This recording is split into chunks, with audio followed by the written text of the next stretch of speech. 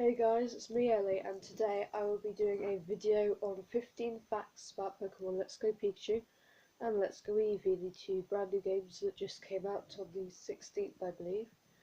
Now, I've only chosen 15 facts, but of course there are many more facts than this, so I just picked out a few. Alright, so let's get straight into it with fact number 1. Now, let's have a sheet over here with all the facts on, so I'm just going to read from this. I've got the location of the 3 starter Pokemon, so you can get Bulbasaur, Squirtle and Charmander in Pokemon Let's Go Pikachu and Eevee, all in the same place with both versions.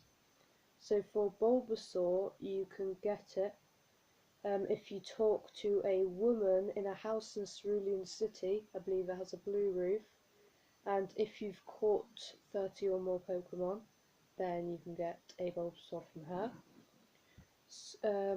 Charmander you can get from a man on Route 24 north of Nugget Bridge, and for him you have to catch 50 or more Pokemon.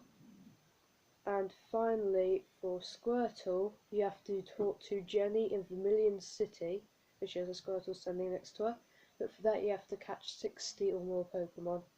But that one's a bit more complicated because she isn't in Vermilion City to begin with.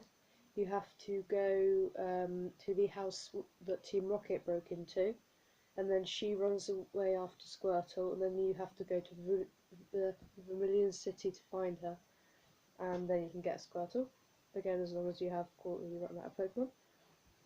Okay, and next, which is fact number 2, is a very long list of Pokemon that you can ride. So you have the option to take one of your 6 Pokemon out of your Pokeball, and they can travel alongside you, but if that Pokemon is big, then you can ride on it in a certain way.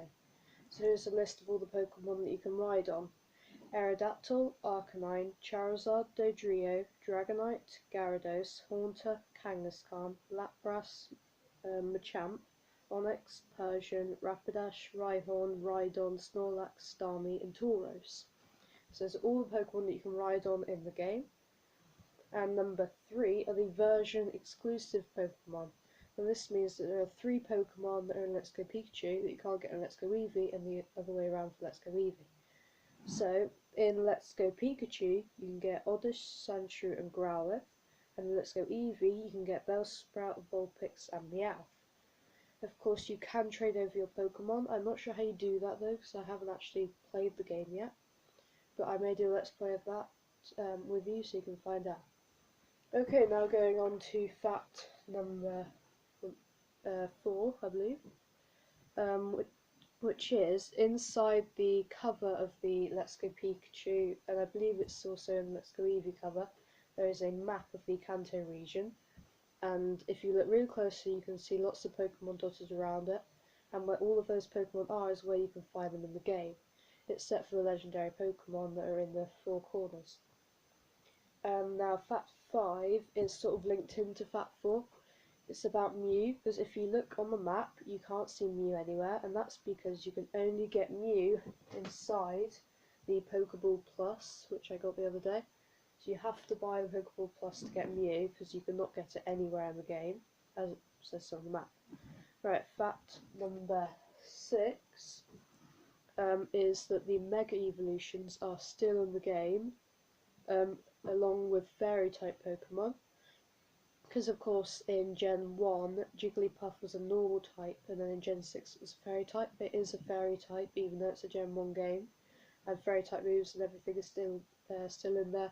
I believe the fairy type evolution of Eevee is in there, but I'm not sure. I'll have to check that. Right, fact number 7 is about transferring Pokemon from Pokemon Go to the Pokemon Go Park. So you can only transfer Gen 1 Pokemon from Pokemon Go, and you can't transfer any Pokemon with hats on. Like you can get a Pikachu with an Ash hat, a Christmas hat, a Witch hat, but you can't transfer any Pikachu with hats on. And I think it's the same with the Eevee too. Fact number 8 is about the Pokemon Go Park. To find it in the game you have to go somewhere around the 5th gym.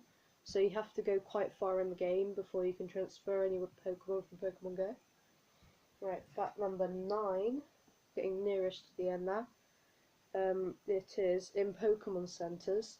You can talk to certain people, like if you talk to everyone there, then there'll be someone sitting on a chair or standing up that will let you trade Pokemon.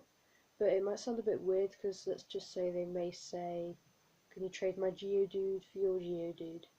And you'll think, well, I don't want to trade Geodude for another one. That's because the other Geodude is an Alolan Geodude. So you can get Alolan Pokemon in the game by trading with people in Pokemon centres. And also with Fact 9 is that in Pokemon centres there is a man in a few of them in the back right corner, I believe, and if you talk to him, he will give you an option of 4 moves that you can teach Eevee, but they're really weird names like Buzzy Buzz, Baddy Bad, so they're just brand new moves that that guy invented, and then you can choose one and he'll teach that to Eevee. So they're brand new moves that are introduced in the game. Very weird names for them there. Right, and now getting for the last, I believe, 5 or 6 facts. So fact number 10 is your starter Pokemon, Pikachu or Eevee, can evolve. So whether you use a Thunderstone or any type of stone, they just can't evolve. But because you need to fill up your Pokedex and get an Alolan Raichu, you can catch another of the same Pokemon and evolve that instead. So if you can't evolve your Pikachu starter Pokemon, then you can catch another Pikachu and evolve that into Raichu. Same with Eevee, except you can evolve it into any of the different evolutions of Eevee that are in Gen 1. Right, fact number 11 is you can also connect the Pokeball Plus to Pokemon Go, which I actually did this morning. So you can use it a bit like the Pokemon Go Plus, which is where it changes a different colour depending on whether there's a Pokemon or a Pokestop nearby. So the Pokeball Plus works in the exact same way, and yeah, there isn't that much more to say about that really. Fact number 12, sorry, is that Mewtwo can be found in the, I believe, somewhere near the first city of the game, but you have to complete the game before going back to the first city. But the other 3 legendary birds you can't find near there, but you don't have to complete the game to find them. So I think it is still near the end of the game, but isn't at the end of the game. But you can find any of these 3 legendary birds just dotted around in a certain place depending on their type. Okay, fact number 13 is that you can obviously name your character, like in every single game you can do that, but you can also name your rival. And a lot of people like this because they can call them a really ridiculous name or a really cool name, and I was thinking of calling him Gary, but me and my friend had an idea that we would call him Yellow, because there's a red, blue and green, but there isn't a yellow like in Pokemon Yellow, so we thought of calling him a Yellow, which would be pretty funny. Right, fact number 14 is actually about red, blue and green, that all 3 of those people are in the game, and you battle all 3. I believe green is the last person that you battle, blue is the first, and red's somewhere in the middle. Yeah, and obviously you don't battle yellow because there is no yellow, unless you call your rival Yellow. Right, and now the last fact, fact number 15, is about the brand new candies being added to the game. So if you play Pokemon Go, you know that you use candies to evolve or power up your Pokemon. It works a bit similar in this game, of course, except the evolution bit.